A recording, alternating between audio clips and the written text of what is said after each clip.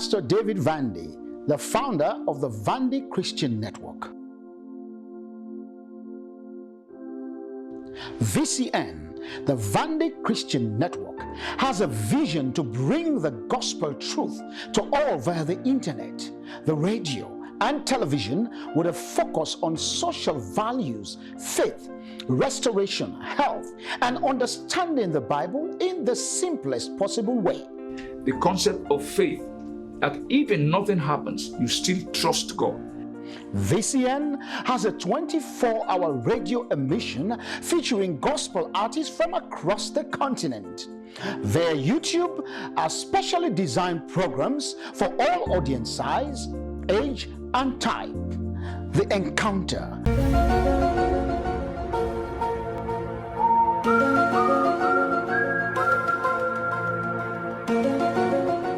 So, I want you to be a part of this happy family. Join VCN or Vandy Christian Network on Facebook, YouTube, and Instagram. VCN is your go-to channel.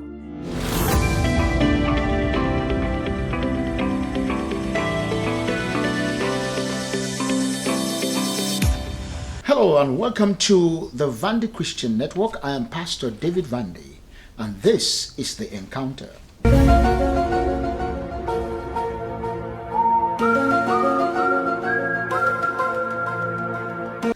Yes, well indeed, The Encounter, and today my guest on The Encounter is Evangelist Joseph Y. Fofanah. Welcome to the Vandy Christian Network, sir. Thank you, Reverend. Thank you for having me. Yes, sir. Evangelist Joseph Y. Fofanah. So, on The Encounter, we try to go back, but I want people to know that the evangelists have just written a book, Build a Home and Not the Church. Build a Home and Not the Church. And we're going to delve into this book, but we're still going to talk about him as a man of God. All right, because on this program, we want to go back, we want to see how you encountered the Lord, and then we look at the gift that God has given to you to write a book like this. All right. All right. So first of all, just in a nutshell, let people know about you a little bit. Who is Evangelist Joseph Fofanah?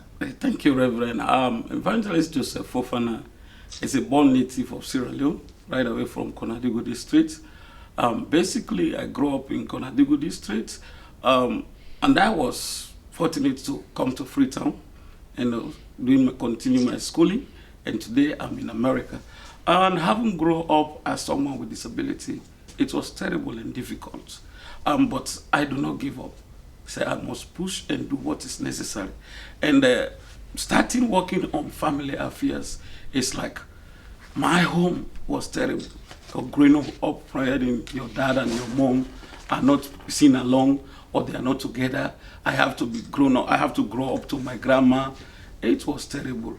But I see my dad used to pray, 5 daily prayer and do the rest. But yet still, my dad's home is like that. There is no order. I am not seeing much love for my mom. I'm not seeing them together. They are not bringing us together. So I grew up with my mom. Fortunately for me, along the road, I was trained up by the Catholic priest. And they have to. You came from a Muslim background. A Muslim background. My dad and all of my relatives are Muslim. I'm the only Christian through the help of the Catholic mission. And in fact, you can't believe my name Joseph is not my back name. I was called Musa Yakuba Fofanah. But when the Catholic took over, they have to change my name to Joseph. So the Y in your name is the Yakuba? Yakuba, exactly. I'm Joseph Yakuba Fofanah. By birth, I'm Musa Yakuba Fofanah. But I grew up with the Joseph, and that is all in my document, Joseph Yakuba Fofanah.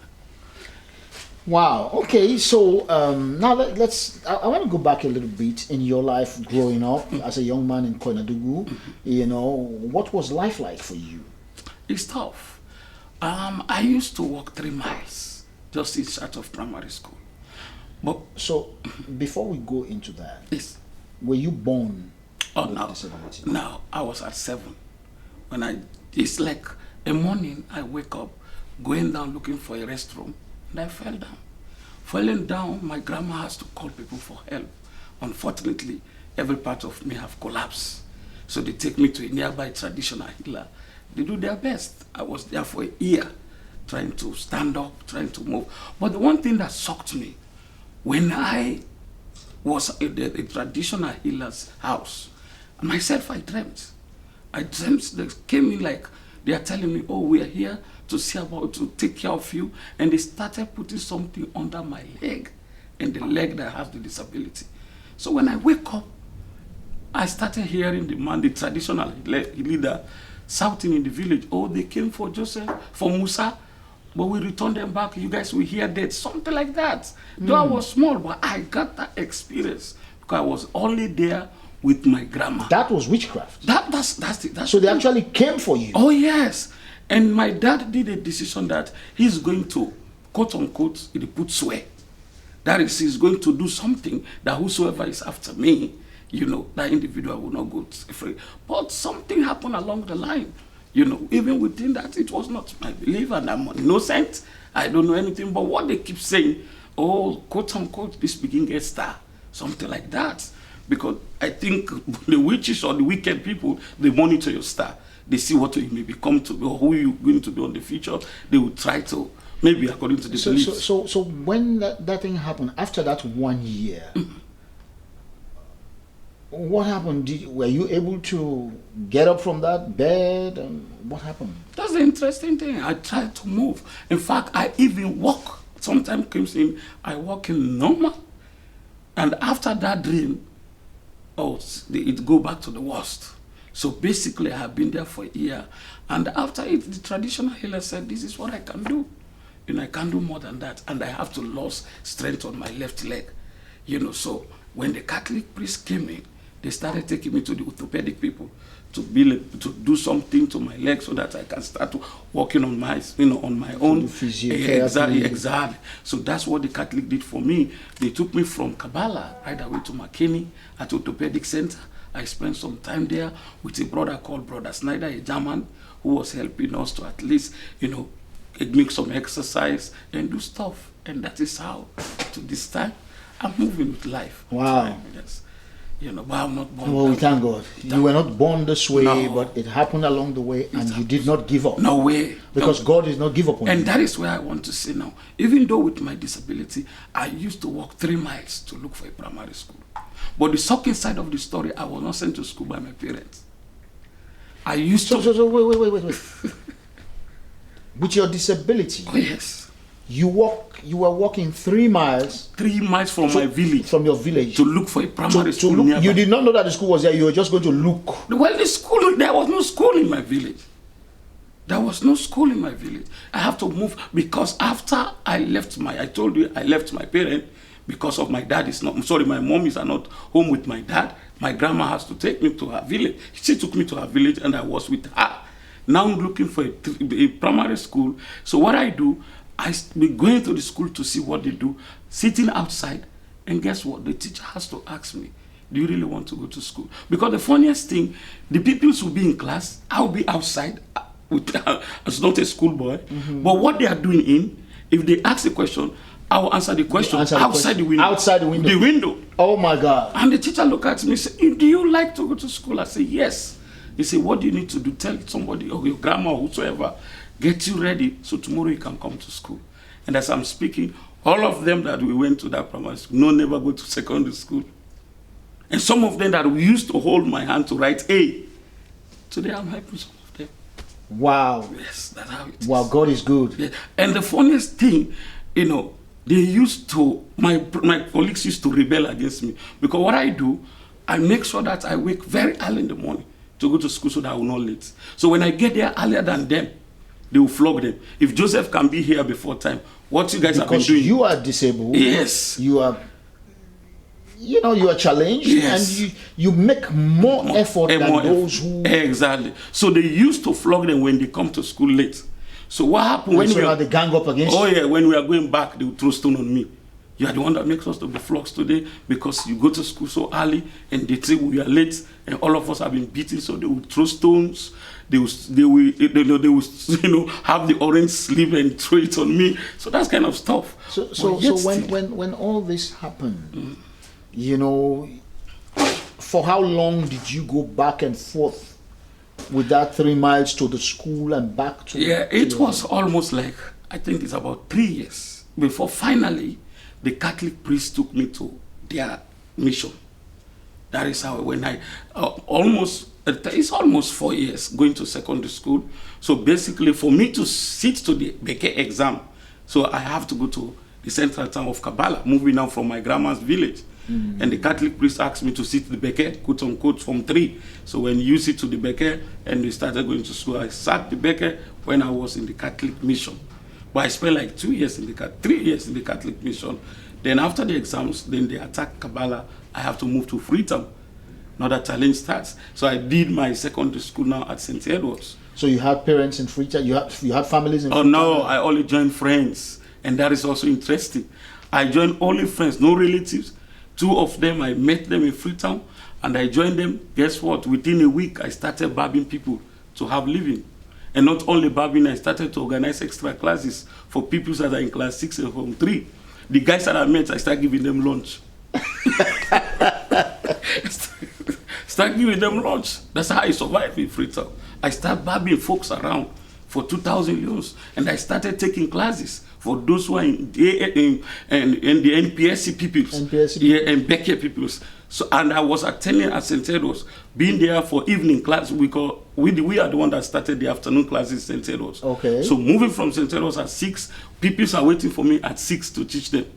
So with my cane, I will struggle to come back so early, and I take classes. And on Saturday, I do my barbing.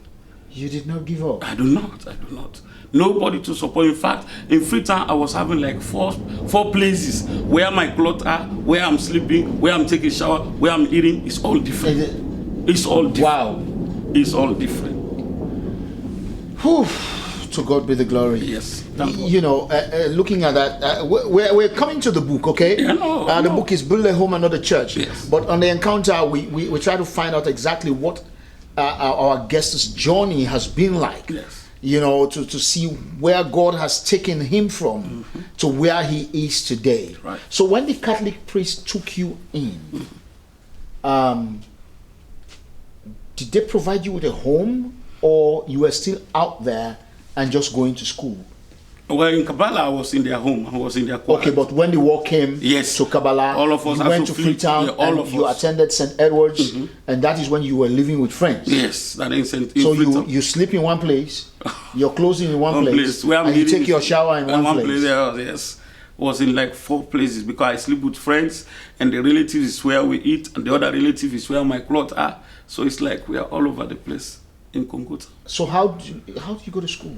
Well, that's the interesting thing. When I wake up from my friend's place, I go to somebody's place and shower, and go to the other place where my clothes are and dress up.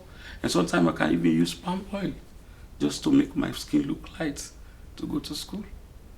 And today, the lady that used to allow me to use her palm oil for me to go to school, one day she catch me because I used to steal that palm oil. I said, "Bo, why can't you ask me?" He said, "Whenever you need palm oil to rotate, just ask me." And today I'm just receiving her text for Christmas. I'm blessing them. Amen. Yeah, because they did something they never knew. That Joseph is going to be this person. But she did her best. She was just like a neighbor. You know. And that woman will keep her rice. I will eat rice twice for the day. Wow. In the morning and after school, I will still eat the rice in the pot. And so during that process, you know, at St. Edward's, what happened when you were in school? Well, moving again, walking from Congo Town to St. Edward's every morning is an interesting story, because it's another whole journey when I came to Freetown. So you walk from Congo Town? Yes, to St. Edward's Kingdom. You're watching us on The Encounter. And my guest today is Pastor Joseph, wife Fofanah. I got to know that today that wife is Yakub. Yes, Yakuba. Yakuba. Mm-hmm. Yakuba Fofanah. Yes. Don't go away.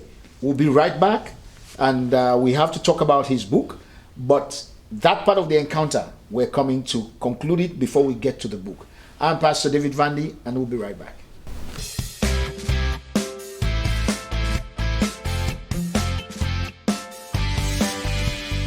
You're watching Vandy Christian Network.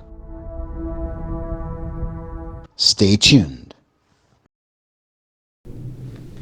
Welcome back to the Encounter on the Vandy Christian Network. I am Pastor David Vandy, and on the Vandy Christian Network we broadcast through our YouTube channel, so don't forget to subscribe and you click on the like button and you also share. We also broadcast on BSK TV Network.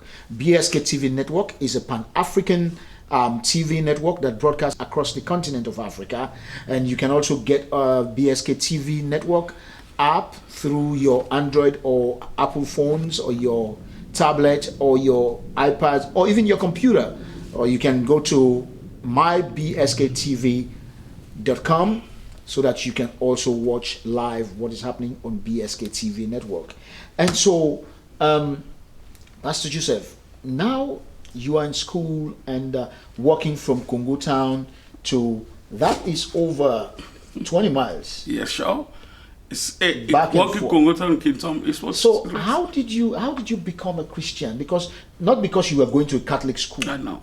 You were born in a Muslim home. Your father was praying 5 times a day. Your mom too was Muslim. Your grandma was. Everybody in your family is Muslim. You are the only Christian. So how did you become a Christian? Well, firstly, after when you live with the Catholics, you don't have choice. You must go to church. And I'm the one that wake up very early because the building where I was living just close to the church. And the Catholic faith, in the morning you have to ring the bell. There's a bell that will ring to wake others up to come to service. So I do that for all the time I spend in the Catholic mission. And not only that, I prepare the altar. Like your altar boy. Exactly. I serve in that capacity in the morning hours. So basically, seeing it and reading the Bible, and I start to see these people are very compassionate. They have kind, feeding me, taking care of me. They are not my parents. So that was just so. But when I came to Freetown, I started attending St. Anthony, being in the Catholic faith in St. Anthony. So a day comes, I really love the Bible, because I find out that the Bible is not just about religious book, but it has so much wisdom. So I started reading the Bible. So a day comes, a man was passing around. He's Pastor Daniel, he's now in Nigeria. He said, I see something in you. Say, I want to start a church, but I want you to assist me. I said, I'm not a pastor. He said, don't worry. He said, as long as you have the passion to do the work of God, God will use you. And that is how the man of God came in touch with me. So what we did first, we started a home cell in Congo Town. And I started taking care of that home cell. We do the studies. We look for a place, started taking care of that place. And that is how I move in, from being a Catholic, coming down to the Pentecostal. To the Pentecostal faith. But that's still, the pastor will see you and see something in you. But when did you actually encounter the Lord to say, okay, this is my calling, that the Lord is speaking to me and I have to do this? Was there a moment in your life when you say, yes, I got this message, or the Lord spoke to me, or I got an encounter with the Lord? When did that happen? Within a month, when the pastor get in touch with me, I was invited to a retreat of deeper life. That is where I think I realized who God is deep in my mind, and I wept. I think the pastor was preaching on TV. He was not on ground, but he started bringing out things that I have never heard them before. And I said, what? And I wept on that ground. And I believe on that day, I made up my mind to fervently follow Jesus. You felt that was the moment? Yes, 2010. When God got hold of you. Because it's like, what was coming on me, he said, if you can only come into me, I will use your voice to make you a blessing. That keeps in my mind. And I wept. He said, God said down that day unto me. I heard it clear. I said, when you come to me, he said, I will use your voice. He did not say any other thing. He said, I will use your voice. And that's the voice that you heard. That's what I heard, and that's what makes me wept. It's like when somebody is talking to you, the man is preaching, and this thing keep coming to me. And that's how I concluded. Immediately I left that program, I met with the Catholic priest, one of them, in Kisi, and he told me, he said, don't worry yourself, Joseph. He said, God is going to use your voice to be a blessing. That was confirmation. Yes, within the same week. And look at me at that moment, I was not even thinking of any kind of, But when the man of God bring me to the fold where he can allow me to teach Sunday school, And I started seeing, whenever I stand before them, whatever comes from me, people are appreciating me. People rejoice when I'm saying or teaching the word of God. And the man of God started asking me to preach. And he has to install me as a minister. So I start. And he has to leave the church for me about 6 months. I do Sunday school, I do preaching. So I grow. And I started going for those Bible studies. I went to Winners for their training. I did the training. I went to other places just to get more the Bible while I'm still going to school. Wow. Yes, so that's how finally I make a decision. This God that we serve is a good God. I have so much testimony. I forgot to ask you one thing. Were you troublesome when you were coming up? Well, that's very ridiculous. I remember DJ Bass asked me in Radio UN or something and said sometimes persons with disability, when you become deformed, we are too offensive. And I told him, I said, so for me, I am not defensive. I am not offensive. I'm only defensive. And why do I say so? I cannot just see you and start to abuse you. But when you want to bring some, like you are looking low upon me, you try to cry me down. Because sometimes I never see myself like I should be like somebody that should be pitiful. I hate that. To have pity. Yeah, no, have pity on me. No. Even if I move, I fall down.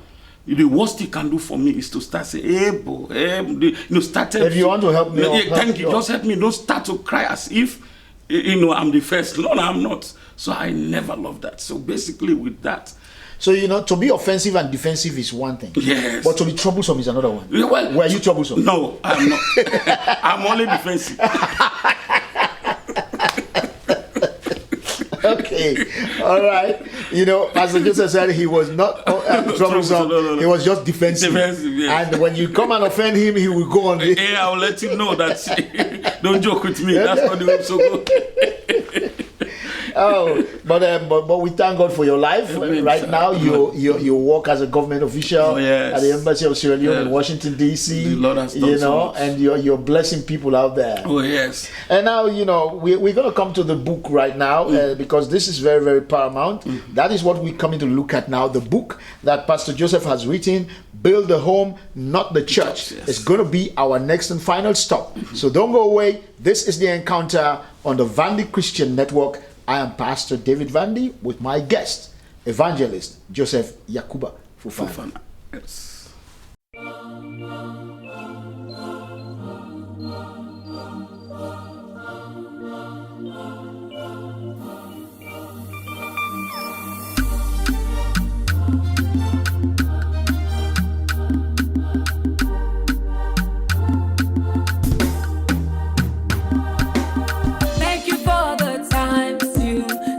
Away my pains.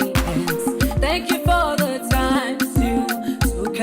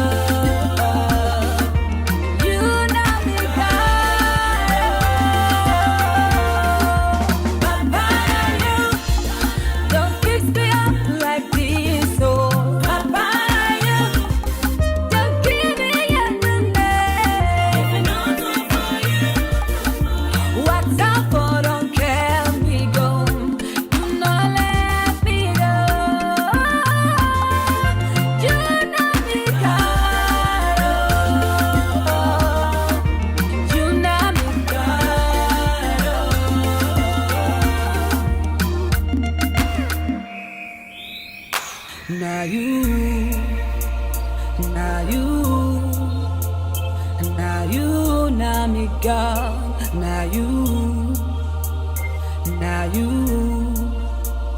now you, now you, now me God, now you, now you.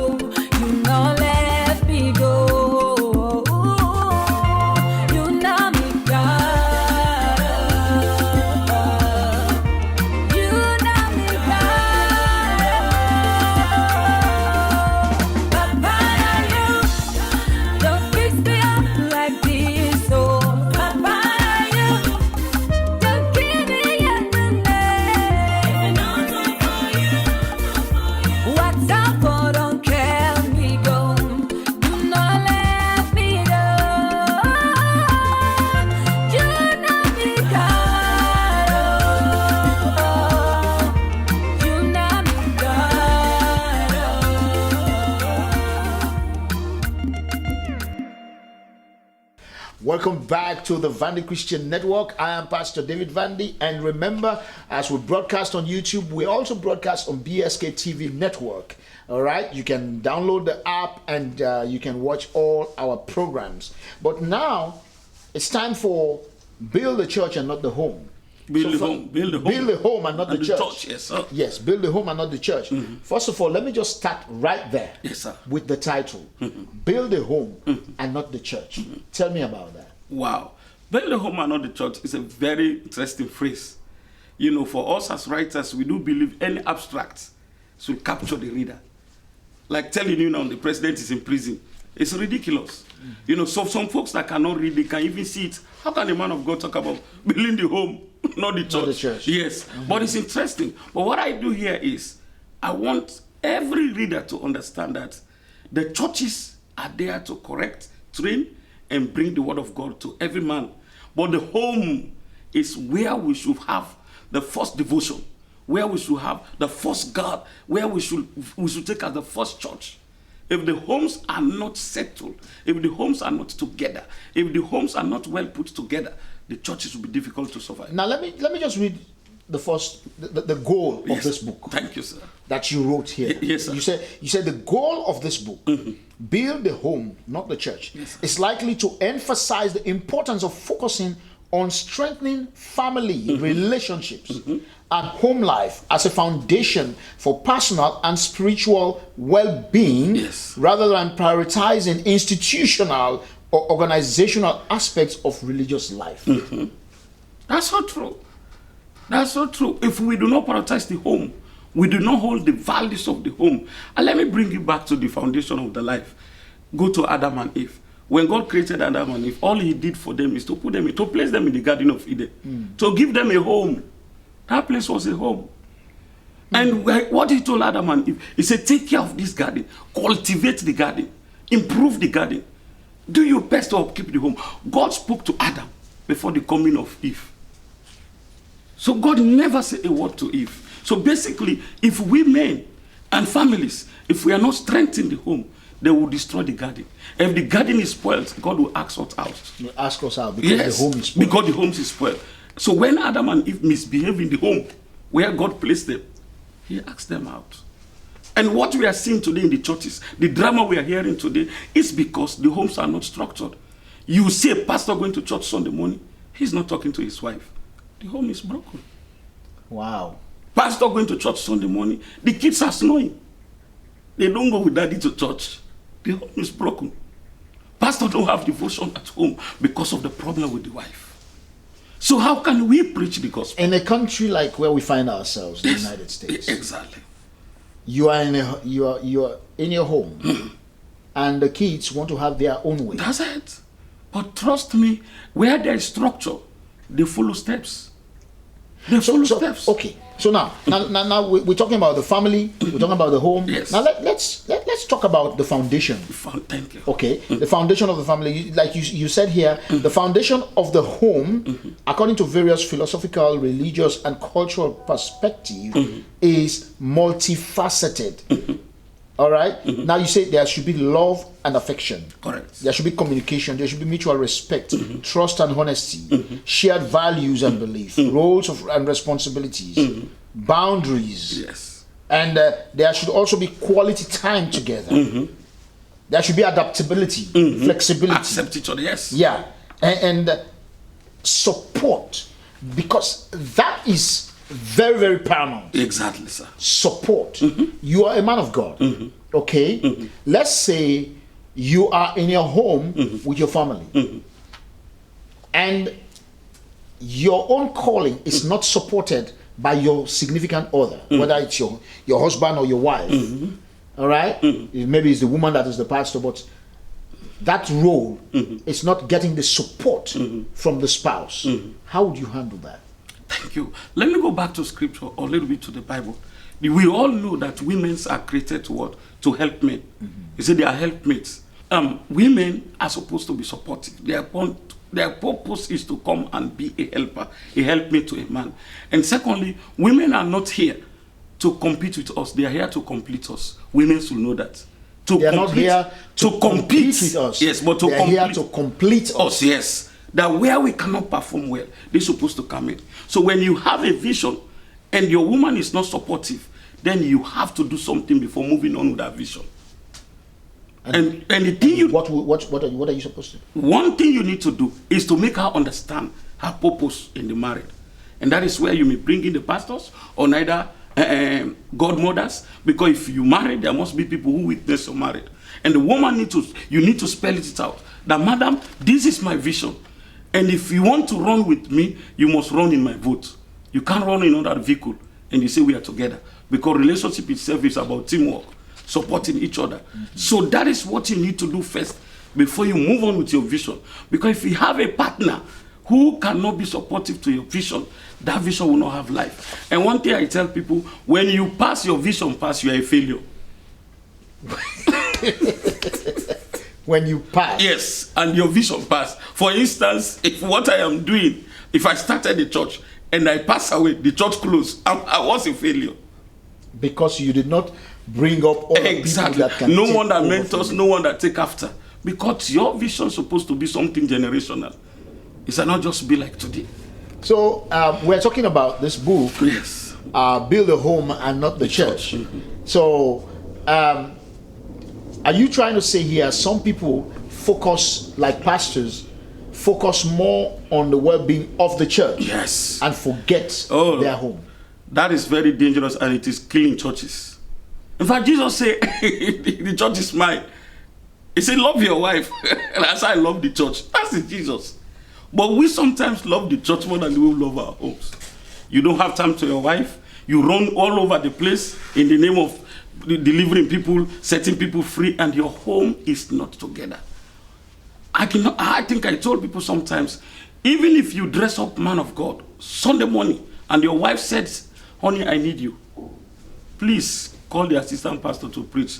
Go and talk to your wife. Oh yes. Because when we want to satisfy the church and we are setting home apart, it is dangerous for the kingdom. And that is what Jesus, if Jesus is not happy about anything today, it's about how the homes are running with the church. So what you are saying here is that, let's say the analogy you just gave, if you are going to church on Sunday morning, yes, as a man of God, says, honey, I need you, you should abandon, or not abandon, but call your assistant pastor, yes, to take over, yes, and settle. And you let that responsibility fall on somebody else. Exactly. And you go and settle. Yes. What is happening? Some people will say, then it means the wife or the husband, because I'm playing with I know, I understand, sir, is not in tune with your calling upon your life. Because if it is time for you to go and serve your God, and then during that Something moment, else. your wife says, "I need you." Let me let you know, Reverend, relationship is interesting. You know, sometimes that is why my second book that is coming is Fix Yourself First. Because sometimes the problem we may have in relationship, we are not seeing in all time the same direction.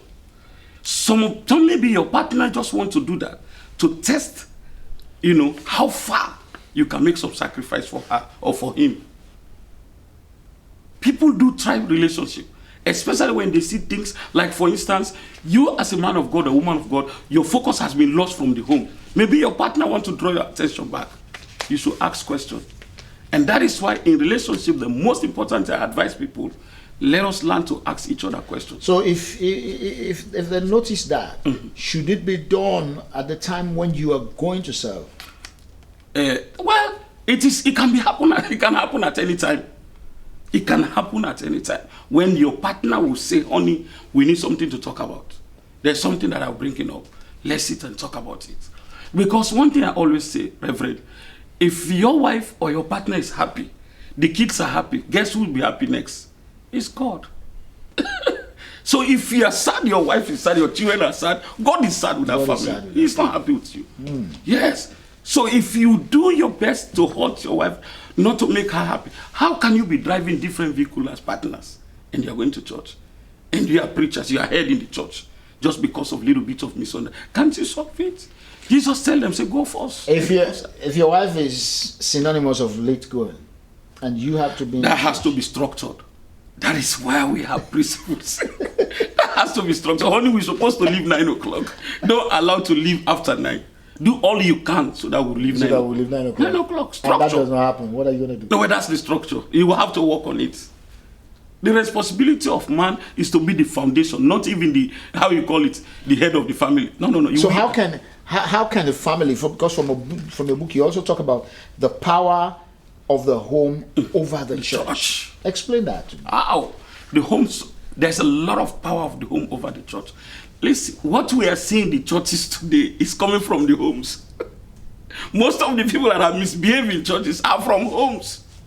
They are coming from homes that are not organized, so they will take the same thing to church. You cannot give what you don't have. That's true. People give out what is loaded in them. If they are not happy Sunday morning, they will take that unhappiness to church. And whosoever look at them, they will send a word. And that is what is happening. I saw where a massive man of God missed the scripture just because he's so happy. You know, so build a home and not the church. This is getting... It is getting interesting. Yes, sir. You know, you say here family as a domestic church. That in Christian theology, a family is often referred to as the domestic church. Yes. This idea suggests that the family is the smallest unit of the church. Sure. So let's elaborate on that. Do you know what I tell people? Let's take the church to the church. So the family is the first church. It is where we should accept God first. It is where we should pray first. It is where the Holy Spirit should work on first. So when we go to the church now, we take the church to the church and the church will survive. But if we take ourselves, we leave the church to the church, we'll miss the point. So the family is the first church, the first unit. Let the children know values. I think I was fortunate to attend Men's Make the Difference, PG County here. And I heard them speaking about the children, how do you take the children? And fortunately for me, they hand over the mic. Oh my goodness. And I told them, all what you're saying, my question here is, if you all are talking about the children, they are the future leaders of tomorrow. That is true. But how can we make them better future leaders of tomorrow? If they are not, if we do not teach them ethics, morals, we do not tell them that what you do unto others will come back to you. You should have respect for life because your life is not given by you. All of us are given life by God. And respect life because it is an image of God. So if we don't nurture their children that value, our homes don't know this value, the churches we are just going to just celebrate time. Wow. So the homes is the first institution where the Spirit of the Lord should dwell. Because as I said, when your wife or your husband is happy, kids are happy, then God decided. You've talked about structuring a lot. How to structure the home. Yes, sir. And I made mention of, if the spouse is not giving the attention of the calling upon your life as a man of God or a woman of God, so this structure that you're talking about, I want us to go into that. Okay, to say we have to structure. Yes, sir. Some people will say, what and what can we put in place? Okay. Well, let me go back quickly to the Bible according to Paul. Paul emphasized in Ephesians 5:22. Right away, if you read, Paul was talking about his thought, regardless of the family in relationship. That is underscore the importance of the family, which is love, respect, care for one another, concern. I always say caring goes with sharing. In all that category. So if we don't have that kind of love in the home, the family is not united. We are not loving one another. We are not caring and share with one another. We are not respecting each other. What can we do outside? So the structure is this. There should be intimacy. Let's feel for each other. We are together. It's not by mistake that you married me or I married you. It has been destiny, except if you see it as a mistake. But for me, it is designed by God. I have my wife. Sometimes when she knocks, I say what? I just make an article and say, allow them to talk. Because women, if you don't allow them to talk, you're in trouble. You're in trouble. If women keep quiet, they are done. So when they are nagging, complaining, grumbling, let them talk. Allow them to talk. And when they talk, they come back. You correct them. And that is they are the first baby of you as a man. Wow. Because they will hurt you in all form of shape. They will try to bring. We have some women who are problem searchers. They will never see the good side of you. So this book is going to be launched on December 8th. Yes. All right. December 7th. December 7th. Yes, sir. December 7th. Yes, December. December 7th. On Saturday. On Saturday, December 7th. 5:30 p.m. Yes. This book is going to be. So talk about that. Let people understand that where we're coming from. Well, basically, I want viewers and all listeners of this network to be, a supportive of this launching, because it's not just going to be a launching. We are going to have a family conference and book launch. And why do I say family conference? If you look at my jingle, you will see the caliber of people that will be coming in. And these people, we are going to create a stage for them where they will sit and discuss the book, maybe for 30 or 40 minutes, and we allow the audience to ask questions. Before I came in to give them what triggered me to write this book. So it's not just going to be launching, but it's going to be an interactive. As a relationship advisor, my passion is the family. And I know where I came from, how much I suffered in life because my home was not together. My family home was not together. So I really don't want to see that going on. And let's know this, children and other families are in disarray and trouble today because there's no structure in the family. There's no oneness. There's no teamwork. So if people want to get a copy of this book, yeah, it's right now in Amazon. It's on Amazon. Yes, just go to Evangelist Joseph Fofanah. You got a book, or you type "Build a Home," not the church, and we'll definitely get a copy. And before we close, this I should have asked you this earlier, but I think I will ask you now because of all what you've said. When I listen to you, and I ask myself, or I look at you and say, Pastor Joseph, what gave you the inspiration to write this? Oh, wow. It's going to be an interesting, and that is what I'm going to talk about. For those who are listening now, they will be fortunate. As I said earlier on, what gave me the inspiration is because of the kind of home I came from. A home where I see my people pray 5 daily prayers. They fast all fast months. They do all, but yet still, I am not seeing peace. I'm not seeing love. I'm not seeing oneness. I'm not seeing teamwork. Because my dad have up to 4 wives. So there was always fighting. There are always chaos. My mom has to flee away from the home because there is no peace. So she left us in the home without care. Nobody is looking after us. I told you, except my grandma, who finally decided to call me and say, I'll take care of you. My brother was stranded there. My sister went with my mom. My brother was looking for something to eat. He has to eat this dust ground. My younger brother, which I saw with my eyes. She swallows sometimes. She has to seek and get some swallows in his body because of lack of sufficient food. And these people are calling themselves they are praying. So it's not about getting the houses of prayer. It's not about being committed in the houses of prayer. My question here is, how is your home? Where are you coming from? That's the question I ask. So what triggered me is to ask people, what are we doing? Where are we coming? Because my passion is the kids. Our children should grow up in a healthy environment. An environment they can learn something that will help them tomorrow. Do you know what? I tell people, it's not what we live for our children, but what we live in them. What we live in them. All right, well, I want to thank you very much for being here. This has been very, very inspirational. But I just want to let the people out there know that on the 7th of December, this book will be launched, here in Maryland, USA. So get a copy from Amazon, and we're going to put the information about the launching on the screen. You will see it, and please come out and be a part of this whole process. Come out and be a support pillar, because the man of God has put his own energy, his own effort, his brain into this. So it's left to me and you to see how we can use what God has given to him to spread the word, how we can build a home and not a church. So once again, thank you so much, Pastor Joseph, for being here on the Vandy Christian Network, and we look forward to that launching day. All right. Thank you for having me. And I'm grateful to you guys for this wonderful time, and I hope to be coming back.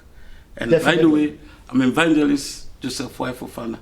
Very soon, you will add the DR because I'm completing my doctorate very soon. Congratulations. And maybe after it for a year, professor. To God be the glory. The teacher. Yes. All right. With all thank that, you so much. Remember that this is the Vandy Christian Network. Don't forget to subscribe to our YouTube channel. You can also like and share this video. And we also broadcast on BSK TV Network. We broadcast to all the 54 countries in Africa. And of course, you can also download the app on your Android or Apple gadgets, and also you can go to mybsktv.com so that you can also watch the BSK television. Till we meet again, I'm David Vandy, and on behalf of my cameraman and engineer Mohammed King Milan Bangura, have a wonderful day and God bless you.